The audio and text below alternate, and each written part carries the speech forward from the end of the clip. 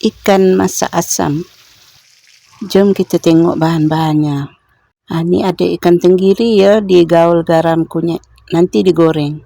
Bawang putih 2 biji halia setengah inci, ada cili padi, cili merah, ada bawang besar 2 biji. Bawang besar tu saiz sederhana saja.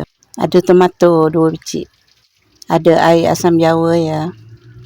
Ada sedikit biji sawi ya. Nak letak pun tak apa, tak letak pun tak apa. Minyak dah panas, bolehlah digoreng ikan tu.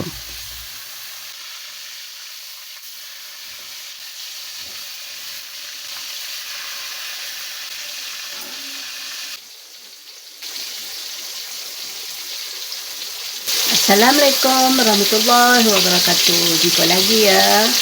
Hari ini Opah masak ikan ya. Sebelah tu ayam goreng. Sahabat-sahabat semua, harap sahabat semua sehat selalu, dimurahkan rezeki, amin amin ya rabbal alamin. Hari ini Opah masak ikan masak asam ya. Ikan pun dah masak ya, garing sedikit ya, boleh diangkat.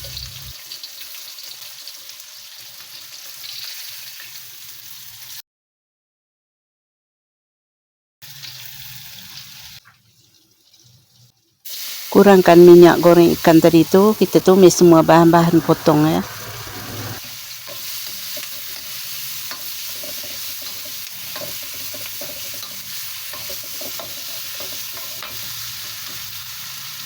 Masukkan biji sawi tu.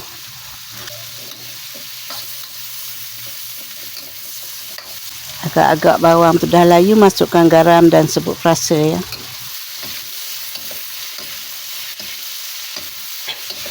Letaklah air untuk kuahnya. Air asam jawa tadi tu.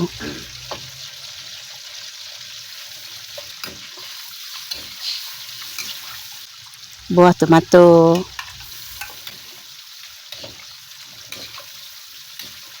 Tunggu mendidih ya.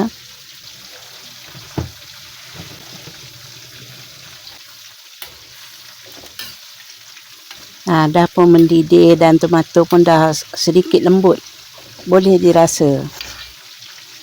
Masukkan ikan yang digoreng tadi tu. Dah masukkan ikan tu, gaul-gaul, tak perlu lama ya, nanti kembang pula ikan tu. Lepas tu tutup api, siap. Assalamualaikum warahmatullahi wabarakatuh.